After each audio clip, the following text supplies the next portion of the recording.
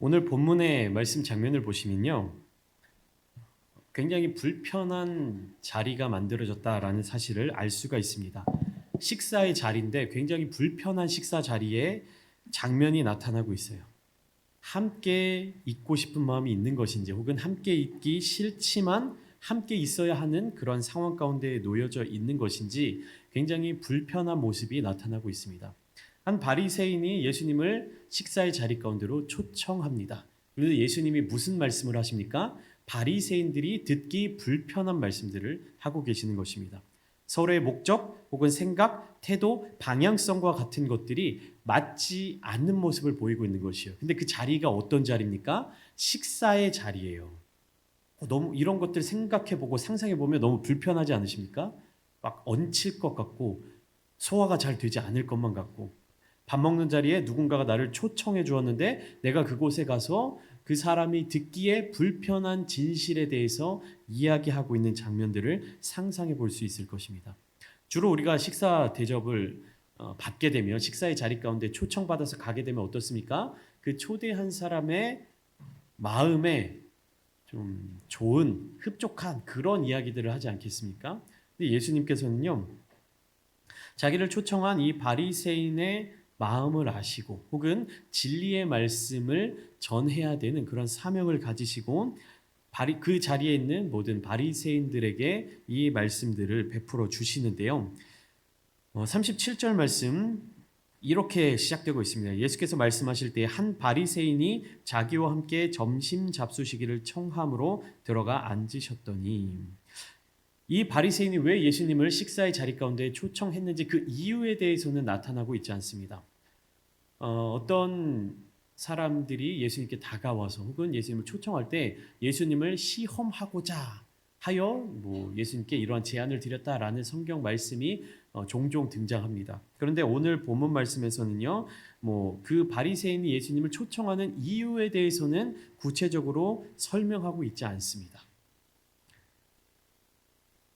그래서 딱 그 나타나 있는 상황만 우리가 볼 수가 있는데, 여기 성경에서는 점심 잡수시기를 청하였다라고 기록되어 있는데요. 다른 번역본에서는요, 저녁 식사의 자리에 초청하였다라고도 설명하고 있습니다. 왜냐하면 유대인들의 그때 당시에 식사의 어떤 문화를 생각해 볼 때 점심 식사의 자리가 대체적으로 이루어지지 않았던 것을 기억할 수 있습니다.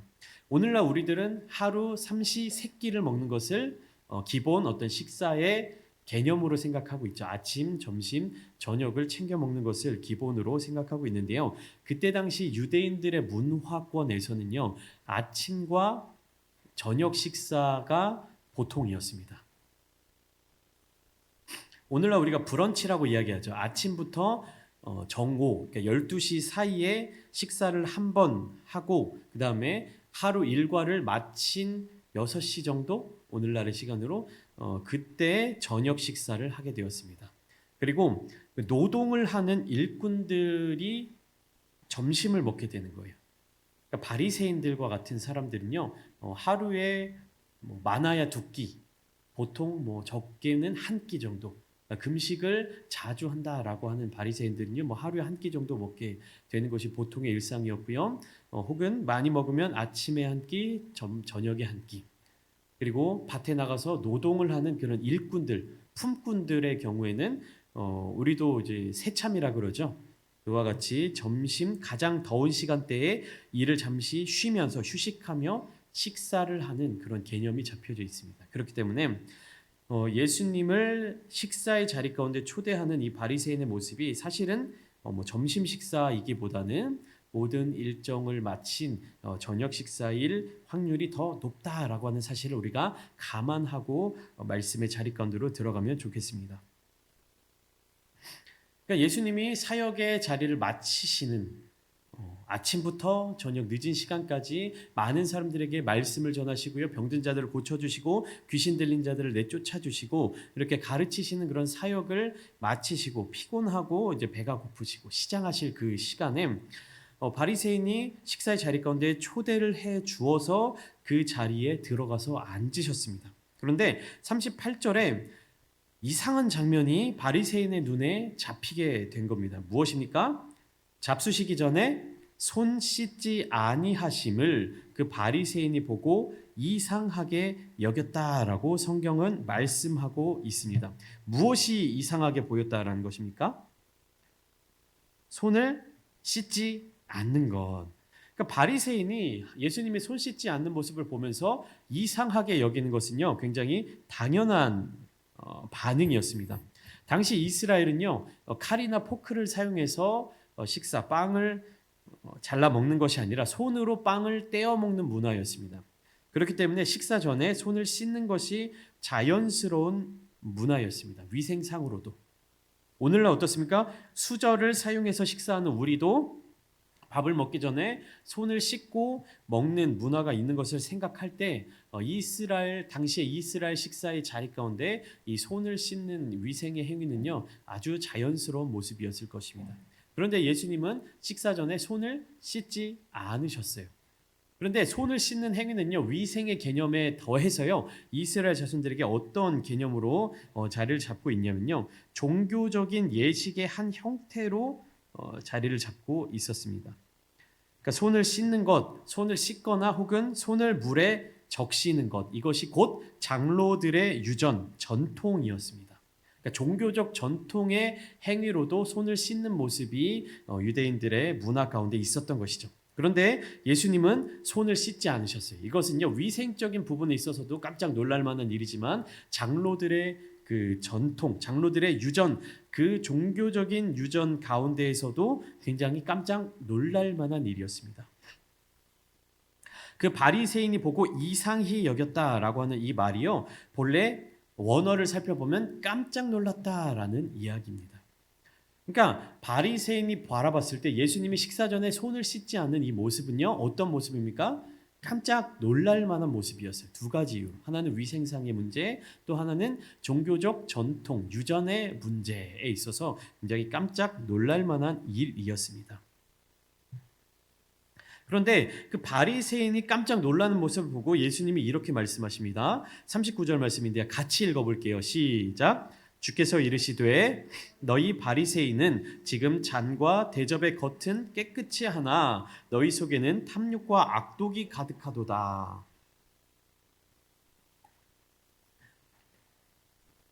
자, 예수님이 뭐라고 말씀하십니까? 잔과 대접, 그릇의 겉은 깨끗이 하나 너희의 속은 탐욕과 악독이 가득하도다.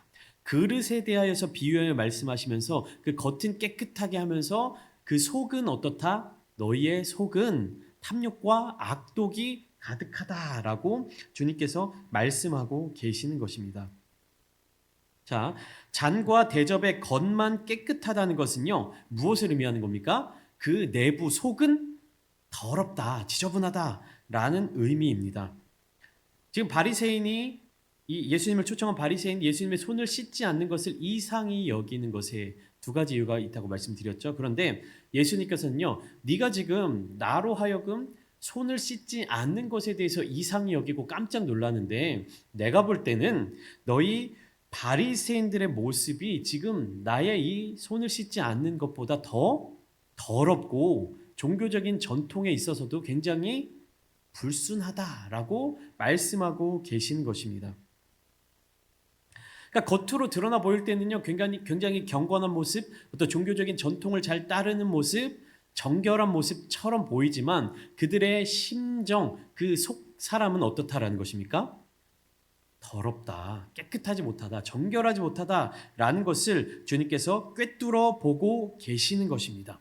그러니까 바리새인들은요, 지금 겉으로 드러나 보이는 모습을 꾸미는 것에만, 그것을 깨끗하게 보이는 것에만 집중하고 있는 것입니다.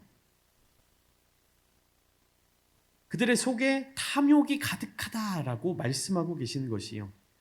그래서 41절 말씀을 보시면 그 안에 있는 것으로 구제하라. 그리하면 모든 것이 너희에게 깨끗하리라 라고 말씀을 하십니다. 이어서 42절 화 있을 신저 너희 바리새인이여 너희가 박하와 운양과 모든 채소의 11조는 들이되 공의와 하나님께 대한 사랑은 버리고 있다라고 지적하고 계십니다. 여기서 중요한 것, 화 있을진저. 예수님께서 화를 선포하고 계세요. 바리새인들을 향하여서 저주의 말씀을 선포하고 계시는 것입니다. 이 화 있을진저라는 말씀이요, 이 누가복음 11장 37절부터 54절까지 사이에 6번이 등장하고 있습니다. 바리새인이 예수님을 식사의 자리 가운데 초청한 이유에 대해서 우리는 알지 못합니다. 그러나 저주를 받기 위해서 예수님을 식사의 자리 가운데 초청하지는 않았을 것이에요. 인정받고자 하는 마음, 혹은 칭찬받고자 하는 마음, 그리고 바리새인 어떤 전통에 대해서 예수님께 대하여서 주장하고자 하는 어떤 그런 마음들이 있었을 것입니다. 그러나 예수님은 그 바리새인의 마음은 외면하신 채 무엇을 지금 지적하고 계시는 겁니까? 바리새인들이 지금 가지고 있는 잘못된 태도와 잘못된 생각과 잘못된 자세에 대해서 말씀하고 계십니다. 예수님이 먼저 선언하시는 바리새인들에 대한 세 가지 화가 42절, 43절, 44절에 기록되어 있는데요. 첫 번째는 무엇입니까? 11조는 정확히 하면서도 공의와 하나님에 대한 사랑을 게을리한 점에 대해서 지적하십니다. 그리고 두 번째 43절에서는요, 사람들로부터 존경받는 것을 좋아하는 것에 대해서 지적하고 계시고요. 세 번째는 평토장한 무덤처럼 부지불식간에 접촉하는 사람들을 오염시키는 것에 대해서 지적하고 계십니다. 자, 첫 번째 11조에 대하여 11조는 드리고 있지만 공의와 하나님께 대한 사랑은 버리는 모습에 대해서 한번 살펴보면 좋겠습니다. 여기 42절 보면 박하와 운향과 모든 채소의 11조는 드리되 라고 예수님께서 말씀하십니다. 예수님이 왜 이 말씀을 하시냐면요, 이 박하와 운향과 이 모든 채소라고 기록되어 있는 이 내용들 중에서는요, 굳이 11조로 구분하여서 드리지 않아도 되는 품목들까지도 철저하게 11조로 드리고 있는 바리새인들의 모습을 보여주고 있는 것입니다. 오늘날 우리는요, 11조를 어떤 금액의 헌금에 대해서, 금전적인 부분에 대해서, 재정적인 영역에 대해서만 우리가 주로 11조를 드리고 있죠. 그런데 유대인들의 어떤 전통적인 11조는요, 사람에 대해서도, 그리고 자기가 먹는 음식에 대해서도, 가지고 있는 재물에 대해서도 모든 부분에 대해서 하나님께 구별하여 드리는 문화가 있었습니다. 그런 전통이 있었습니다. 그러니까 첫 번째 것, 마지라고 그러죠.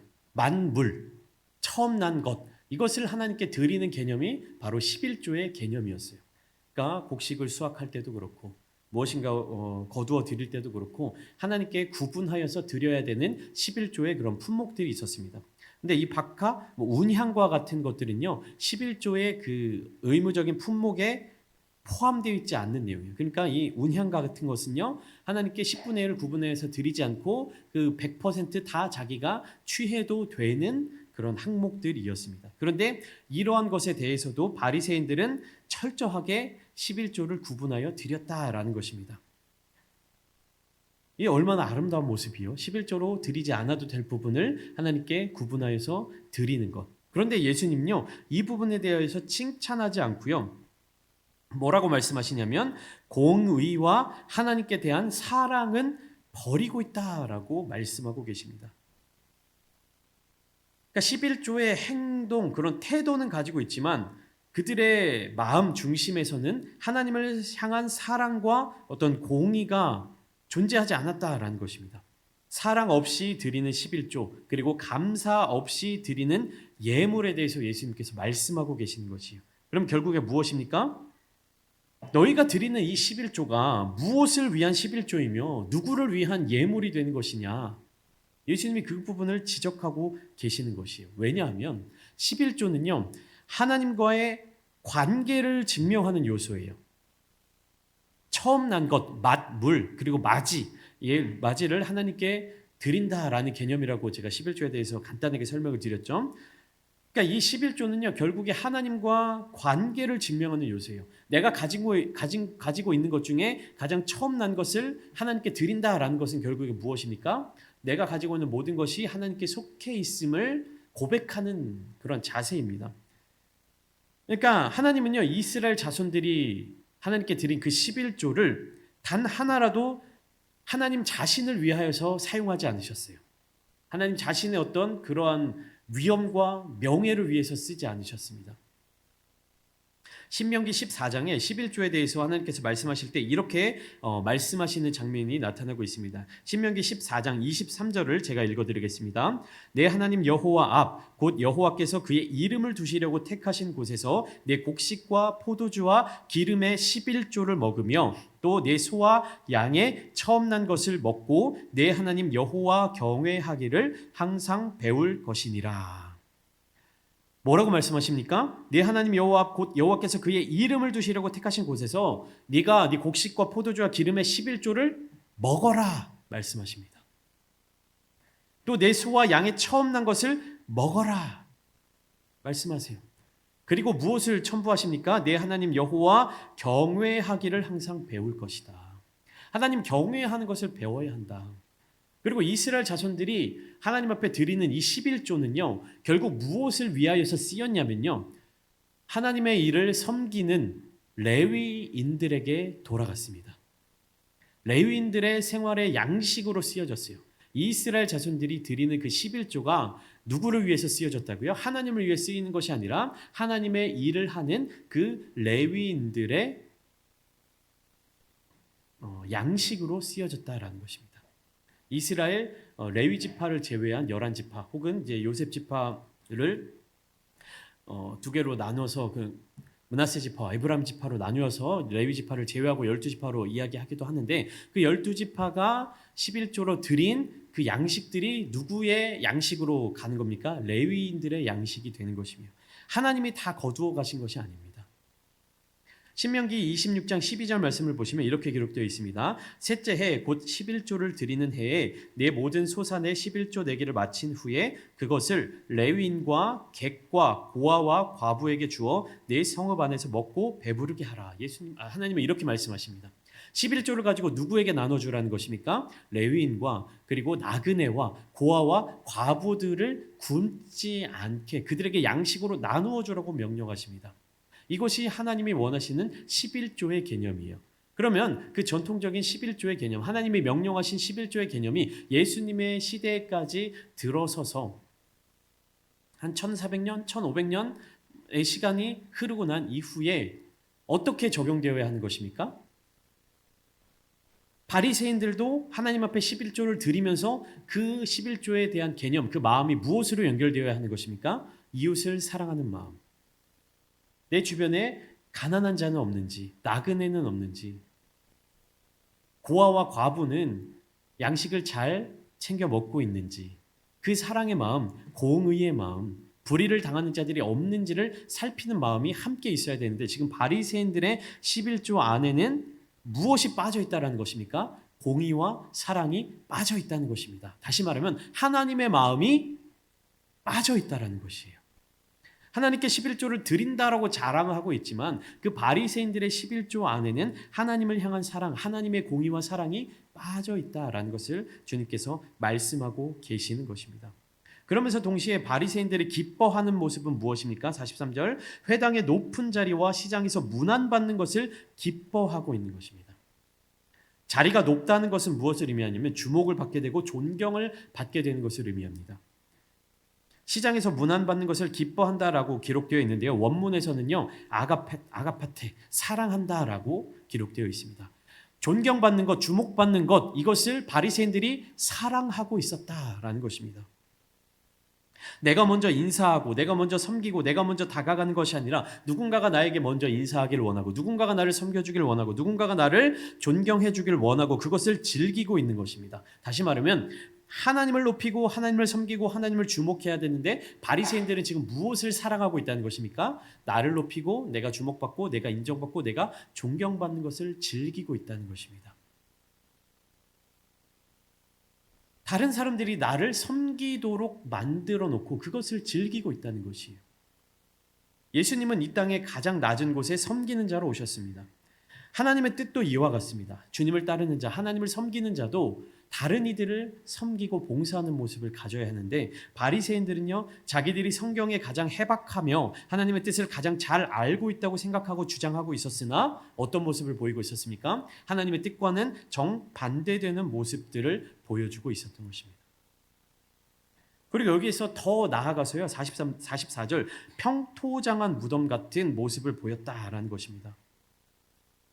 평토장한 무덤이란 말 그대로 무엇을 의미하면요. 평평하게 흙으로 덮어 매장한 무덤을 의미합니다. 이렇게 봉긋하게 그렇게 무덤을 이렇게 솟게끔 정리하는 것이 아니라 그 평평하게 정리하는 무덤을 의미합니다. 그렇기 때문에 흙으로 덮었기 때문에 별도의 표시를 하지 않으면 그곳이 무덤인지 그냥 길인지를 알 수가 없는 것이에요.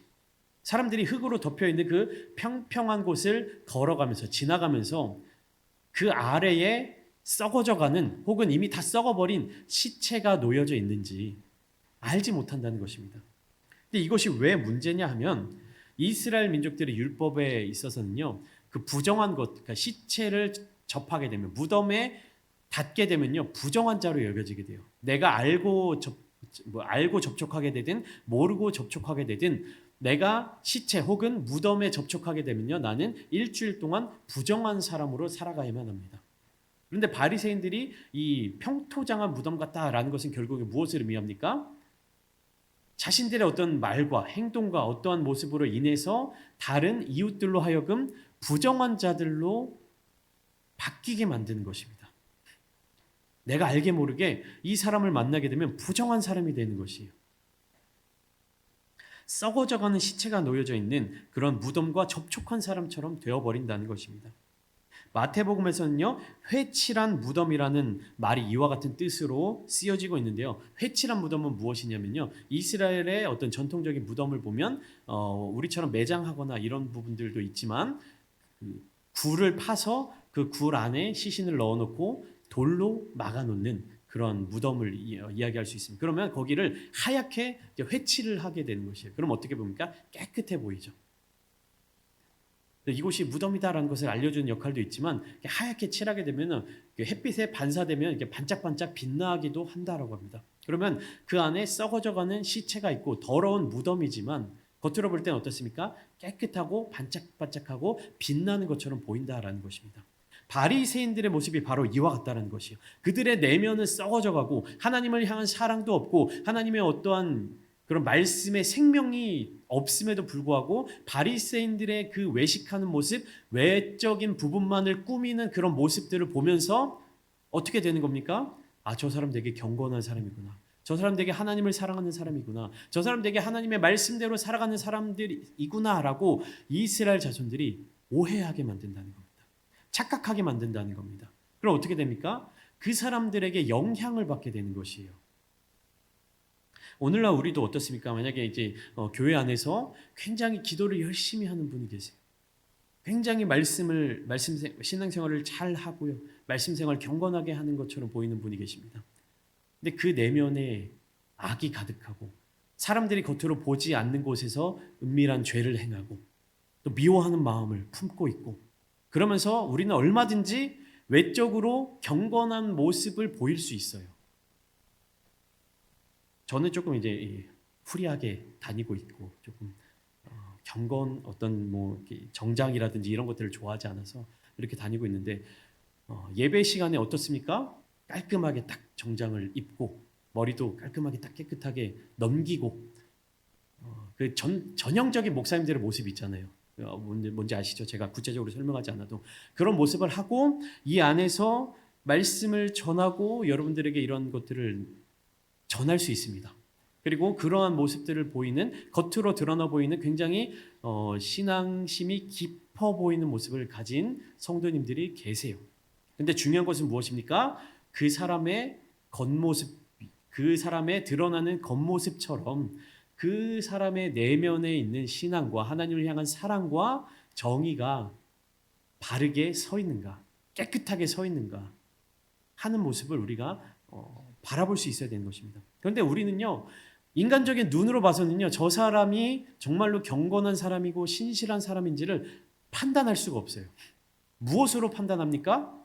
겉으로 드러나 보이는 모습, 그리고 기도하는 모습, 찬양하는 모습, 그런 것을 보면서 우리가 아, 이 사람이 정말로 신앙생활 잘하는구나 라고 생각하게 된다는 말씀입니다. 그런데요, 꼭 겉으로 드러나 보이는 모습이 그 속 사람의 모습과 동일하지 않을 수도 있습니다. 구약 성경에서 이 겉으로 드러나 보이는 모습으로 인해서 가장 큰 실수를 할 뻔한 사람이 누굽니까? 위대한 선지자 사무엘이죠. 사울을 볼 때도 사무엘이 볼 때 굉장히 준수한 청년이다 라고 이야기를 했고요. 사울을 패하고 사울의 뒤를 이을 하나님이 세우실 왕을 뽑으러 이새의 집으로 갔을 때도 사무엘이 어떻습니까? 이새의 8명의 아들, 7명의 아들, 8명의 아들을 순서대로 첫째부터 앞으로 나와서 지나가게 하는 모습을 보면서 사무엘이 어떻게 이야기합니까? 야, 정말 이 사람은 하나님이 택한 사람이다. 이새의 첫째 아들이 굉장히 키가 크고 또 잘생기고 용기 있게 생기고 정말 장군처럼 생겼던 것 같습니다. 그러니까 이 첫째 아들이 딱 지나갈 때 사무엘이 어떻습니까? 이 사람이야말로 하나님이 택하신 사람이다. 사울과 견주어도 뒤지지 않을 만한 정말 이스라엘의 왕이 될 만한 사람이다 라고 이야기했는데 하나님이 뭐라고 말씀하십니까? 이 사람은 아니다. 나는 외모를 보지 않고 무엇을 본다? 중심을 보느니라. 하나님이 그렇게 말씀하시잖아요. 근데 사무엘은 또 같은 실수를 두 번째 이새의 둘째 아들이 지나갈 때 첫째 아들은 아니었어? 둘째 아들 외모를 보니까 이 아들이야말로 정말 왕이 될 상이다. 왕이 될 상이다. 그 관상 나오는 그 대사처럼. 근데 어떻게 합니까? 하나님은 둘째 아들도 아니다 말씀하세요. 셋째 아들도 마찬가지.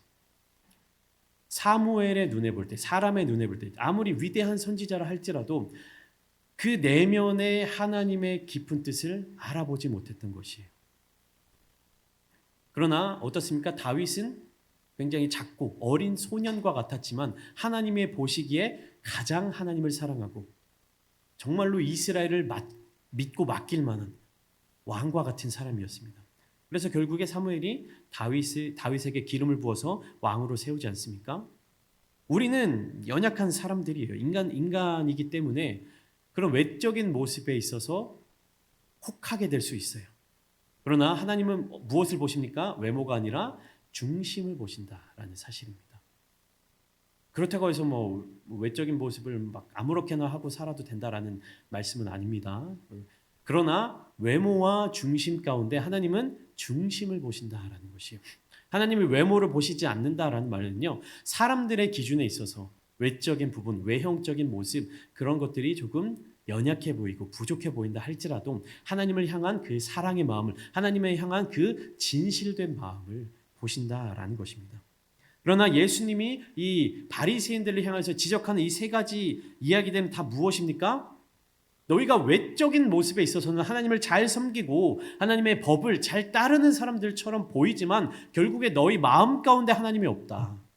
너희의 그 심령 가운데 하나님이 존재하고 있지 않다. 하나님의 백성이고 하나님의 말씀을 배우고 가르치는 사람들이라고 너희가 스스로 자부하고 있지만 그 마음 가운데 하나님이 존재하고 있지 않다라고 하는 것을 예수님이 지적하고 있는 것입니다. 이 말에 대해서 율법 전문가, 율법 교사가 45절에 반박하죠. 선생님, 이렇게 말씀하시니 우리까지 모욕하심이니이다. 그렇게 말씀하는 것은 우리를 정말 우리 자존심 상하게 하는 것이고 우리를 모욕하는 것입니다 라고 이야기를 하는 것이에요. 그러자 여기에 대해서 예수님께서 다시금 또 세 가지 화에 대해서 말씀하십니다. 46절, 47절, 52절 제가 다 읽지는 않겠습니다. 너희는 지기 어려운 짐을 사람들에게 지워놓고 너희는 손가락 하나 까딱하지 않는다. 그리고 선지자들의 무덤을 만든다. 지식의 열쇠를 가져가서 너희도 들어가지 않고 다른 사람들도 들어가지 못하게 만든다. 이렇게 이야기를 하는 것입니다. 제가 오늘도 이제 금요 예배를 나와서 이제 문을 열고 방송을 켜고 가장 먼저 뭘 했냐면 이렇게 밖으로 나가서 열쇠를 통해서 옆에 화장실 문을 열어놨어요. 제가 화장실 열쇠를 저 혼자 갖고 있잖아요. 근데 제가 열쇠를 가지고 있고 나는 화장실에 안 갈 거니까 내가 열쇠를 가지고 있고 문을 열어주지 않는 거예요. 그럼 여러분 어떻게 되는 거예요? 혹시나 화장실 가고 싶으신 분들은 막 못 가고 막 이렇게 불편해지고 어려워지고 막 마음 상하고 그렇게 되는 거 아닙니까? 제가 화장실 열쇠를 가지고 있고 제가 화장실에 가지 않는다라고 해서 들어가시고자 하는 분들도 다 막아버리고 있는 그런 모습. 52절 말씀. 화 있을진저 너희 율법교사여 너희가 지식의 열쇠를 가져가서 너희도 들어가지 않고 또 들어가고자 하는 자도 막았느니라.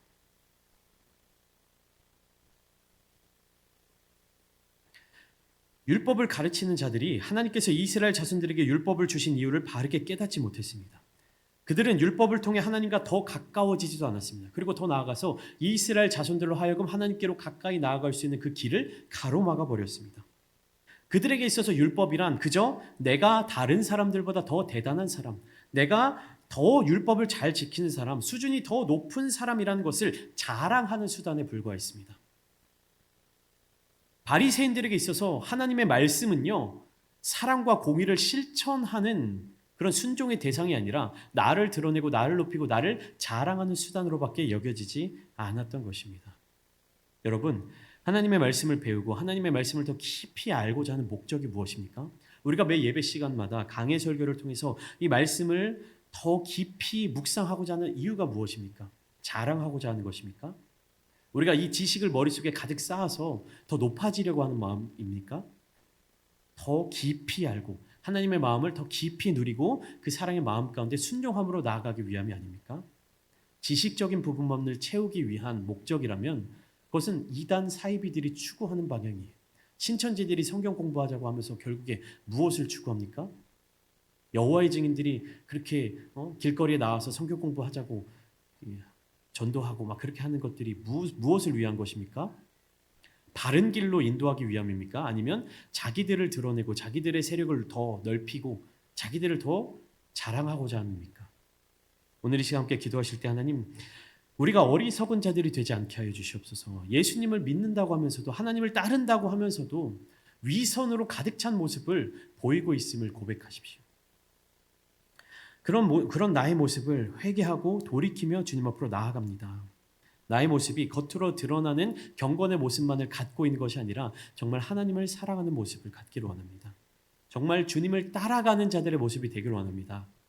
진실된 마음으로 기도하며 나아가실 때 기도의 모습만을 보여주고 기도의 모습만을 나타내는 것이 아니라 정말 진실된 마음으로 하나님의 뜻에 합한 기도, 하나님의 마음을 기쁘시게 해드리는 기도, 그리함을 통해서 하나님의 능력을 힘입어 살아가는 생명을 살리는, 영혼을 살리는 그런 귀한 기도가 오늘 밤 이 시간 이 자리 가운데 충만하게 되기를 주님의 이름으로 축원을 드립니다.